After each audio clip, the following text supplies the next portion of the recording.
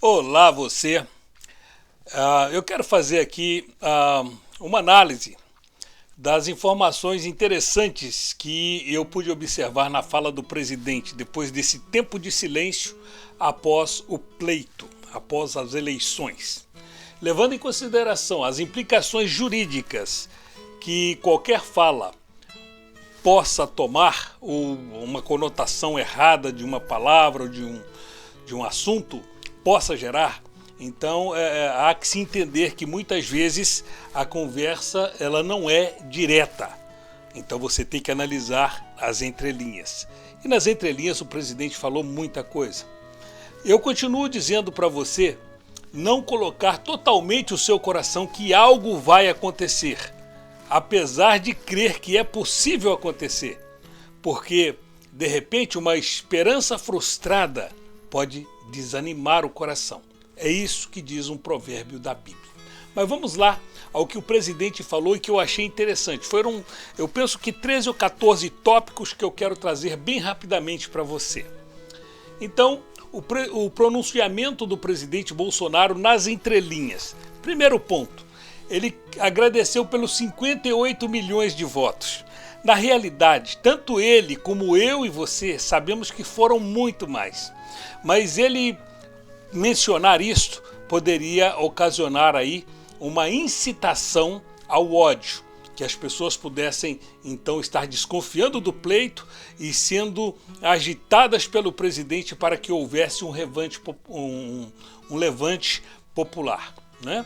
Então ele poderia ser incitado aí aliás, poderia ser acusado de estar incitando a população contra as autoridades e contra o país.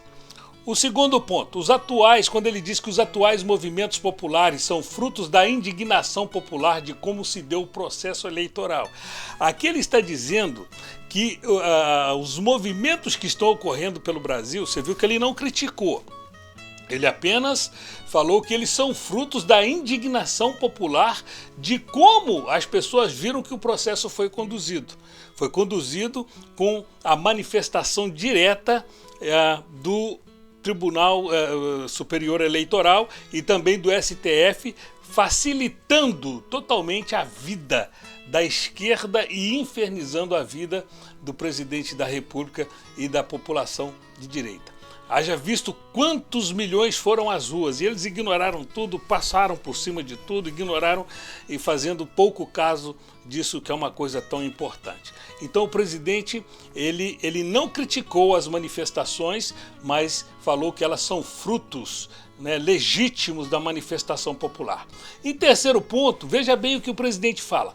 As manifestações pacíficas sempre serão bem-vindas. O que ele está querendo dizer aqui? Está querendo dizer que quanto mais manifestações pacíficas vierem, mais as possíveis atitudes que poderão ocorrer serão legítimas, porque é fruto de uma manifestação popular. Então isso também foi uma mensagem, né? Que essas manifestações pacíficas serão sempre bem-vindas. Então isso é um incentivo para que as pessoas se disponham a se manifestar. Mas nos nossos métodos, o quarto, não podem ser os da esquerda. E aqui ele cita invasão de propriedades, impedimento de ir e vir, destruição de bem público e privado. Então ele está dizendo que é bem-vindo desde que não se faça isso, porque isso quem faz é o outro lado. Então aqui também nós podemos entender que ele é uma convocação velada para que as pessoas realmente possam... ele não entregou os pontos. É interessante aqui, a gente percebe que ele não entregou os pontos. Ele não deu parabéns ou reconheceu qualquer outra coisa, não falou, porque assim como eu e você, veja bem, nós sabemos da importância que é ver a nossa população catando lixo e vivendo na miséria, sendo roubada, espoliada, sendo colocado, por exemplo, ladrões em todos os ministérios para roubar os dinheiros destinados para os recursos destinados aí para o desenvolvimento do país. Recursos para transporte, para educação, para saúde, para segurança, entre outras coisas, não é? Então, para estradas, rodovias, enfim, esses recursos serão totalmente desviados caso o comunismo assuma no Brasil. Então, aqui, ele fala sobre isso. Outra coisa, no quinto ponto, a direita surgiu de verdade em nosso país. Então ele está dizendo aqui que a direita surgiu, mas que não foi um movimento passageiro, algo que vem e logo pela manhã desvanece. É como uma neblina, uma névoa, que quando bate o sol ela desaparece. Então é isso que ele está dizendo aqui, que a direita surgiu de verdade e que ela não vai se abater e que ela está em curso e ela será respeitada. A vontade da direita deverá ser respeitada porque ela é o melhor para o país. Então tudo isso está implícito no que ele falou, nas entrelinhas. Ele diz mais aqui, o sexto ponto que eu anotei: a nossa robusta representação no Congresso mostra a força dos nossos valores.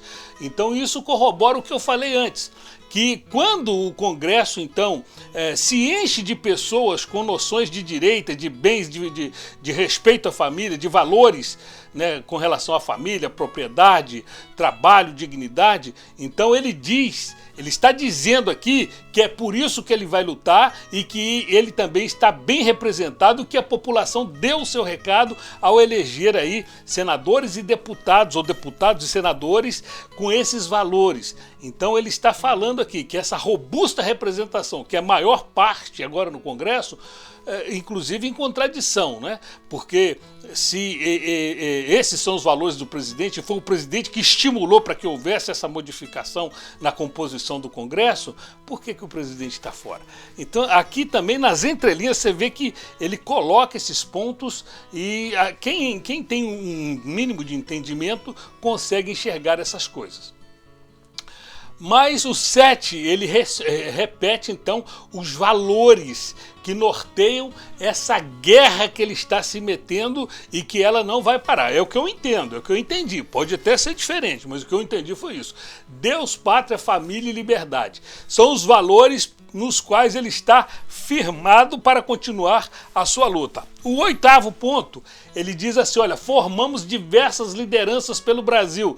Ele está conclamando aqui de uma forma velada, de uma forma sutil, que essas lideranças se disponham agora a movimentar, a criar mecanismos ou formas das pessoas saírem, né, talvez da sua tristeza ou largarem o choro, mas irem se posicionar nos pontos chaves. Então aqui que eu creio que ele está dizendo é isso. Formamos diversas lideranças pelo Brasil. Ele está chamando essas lideranças para que se unam então nisso que está acontecendo, sem alarde, sem noticiário. Não vai sair no Jornal das 8, não vai sair na Jovem Pan.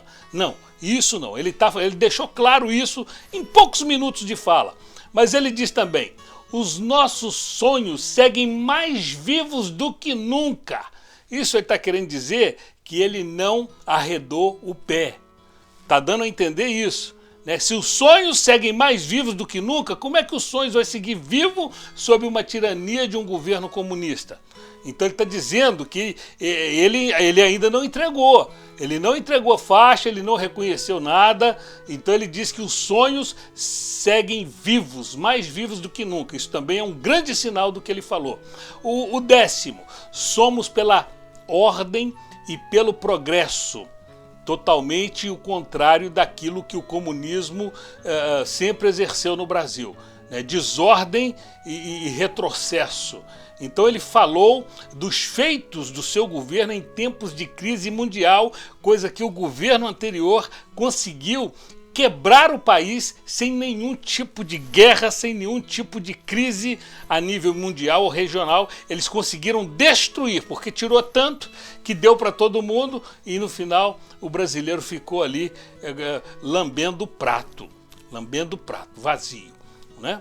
Pois bem, o 11º ponto que eu vi na fala do presidente, apesar das acusações dos adversários, ele sempre jogou dentro das 4 linhas, que continuaria a fazer o mesmo agora. Isso significa, né, sem truculência, sem arroubos ou ameaças de golpe, conforme eles sempre acusaram ele. Então ele está dizendo que, aqui nas entrelinhas, né, que ele, dentro do que a Constituição garante, ele vai continuar agindo dentro das quatro linhas, mas não da forma subserviente que a esquerda e que o comunismo esperava que ele fizesse, reconhecesse e tal. Não, ele está dentro das quatro linhas, usando de todas as prerrogativas que a Constituição lhe confere. Então é importante notar isso, tá bom? Preste atenção no que ele está falando.